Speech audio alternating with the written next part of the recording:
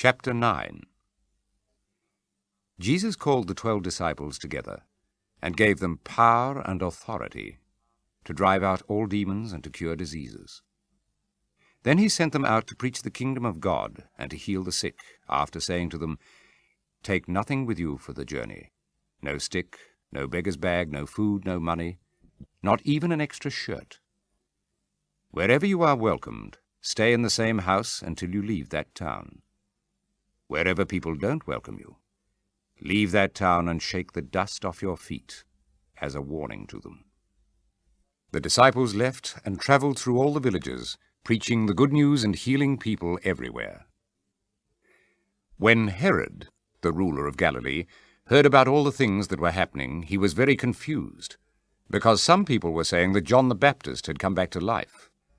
Others were saying that Elijah had appeared, and still others that one of the prophets of long ago had come back to life. Herod said, "I had John's head cut off, but who is this man I hear these things about?"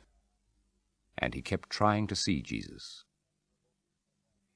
The apostles came back and told Jesus everything they had done. He took them with him, and they went off by themselves to a town called Bethsaida. When the crowds heard about it, they followed him. He welcomed them, spoke to them about the kingdom of God, and healed those who needed it. When the sun was beginning to set, the 12 disciples came to him and said, "Send the people away so that they can go to the villages and farms round here and find food and lodging, because this is a lonely place." But Jesus said to them, "You yourselves give them something to eat." They answered, "All we have are 5 loaves and 2 fish. Do you want us to go and buy food for this whole crowd?" There were about 5,000 men there.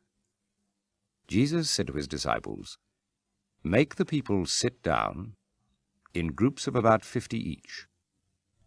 After the disciples had done so, Jesus took the 5 loaves and 2 fish, looked up to heaven, thanked God for them, broke them, and gave them to the disciples to distribute to the people. They all ate and had enough, and the disciples took up 12 baskets of what was left over. One day when Jesus was praying alone, the disciples came to him. "Who do the crowds say I am?" he asked them. "Some say that you are John the Baptist," they answered. "Others say that you are Elijah, while others say that one of the prophets of long ago has come back to life." "What about you?" he asked them. "Who do you say I am?" Peter answered, "You are God's Messiah." Then Jesus gave them strict orders not to tell this to anyone. He also said to them, "The Son of Man must suffer much, and be rejected by the elders, the chief priests, and the teachers of the law. He will be put to death, but 3 days later he will be raised to life."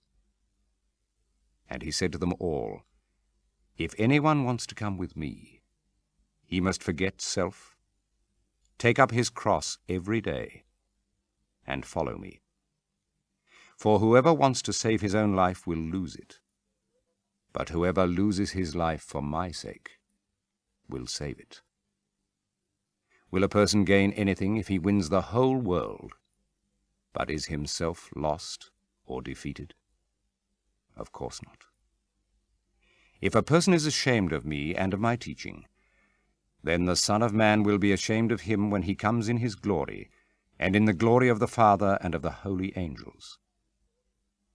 I assure you that there are some here who will not die until they have seen the kingdom of God."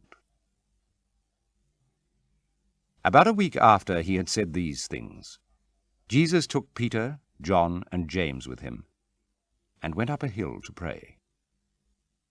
While he was praying, his face changed its appearance, and his clothes became dazzling white. Suddenly 2 men were there talking with him. They were Moses and Elijah, who appeared in heavenly glory and talked with Jesus about the way in which he would soon fulfill God's purpose by dying in Jerusalem. Peter and his companions were sound asleep. But they woke up and saw Jesus' glory and the two men who were standing with him. As the men were leaving Jesus, Peter said to him, "Master, how good it is that we are here. We will make 3 tents, one for you, one for Moses, and one for Elijah." He did not really know what he was saying. While he was still speaking, a cloud appeared and covered them with its shadow. And the disciples were afraid as the cloud came over them.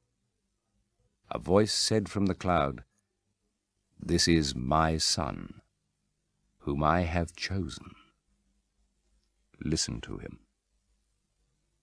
When the voice stopped, there was Jesus all alone.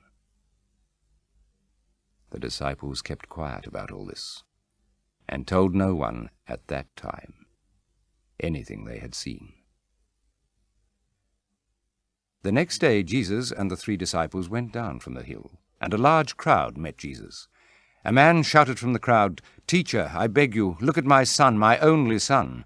A spirit attacks him with a sudden shout and throws him into a fit, so that he foams at the mouth. It keeps on hurting him and will hardly let him go. I begged your disciples to drive it out, but they couldn't." Jesus answered, "How unbelieving and wrong you people are. How long must I stay with you? How long do I have to put up with you?" And then he said to the man, "Bring your son here." As the boy was coming, the demon knocked him to the ground and threw him into a fit.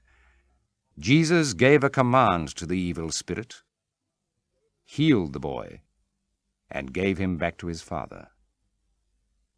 All the people were amazed at the mighty power of God. The people were still marveling at everything Jesus was doing when he said to his disciples, "Don't forget what I am about to tell you. The Son of Man is going to be handed over to the power of men."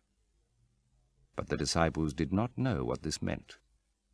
It had been hidden from them, so that they could not understand it, and they were afraid to ask him about the matter. An argument broke out among the disciples as to which one of them was the greatest. Jesus knew what they were thinking, so he took a child, stood him by his side, and said to them, "Whoever welcomes this child in my name welcomes me, and whoever welcomes me also welcomes the one who sent me. For he who is least among you all is the greatest." John spoke up, "Master, we saw a man driving out demons in your name, and we told him to stop, because he doesn't belong to our group." "Do not try to stop him," Jesus said to him and to the other disciples, "because whoever is not against you is for you." As the time drew near when Jesus would be taken up to heaven, he made up his mind and set out on his way to Jerusalem. He sent messengers ahead of him, who went into a village in Samaria to get everything ready for him.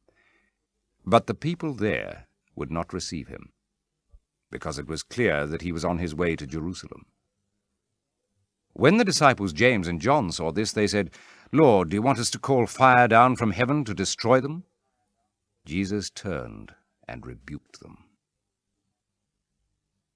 Then Jesus and his disciples went on to another village.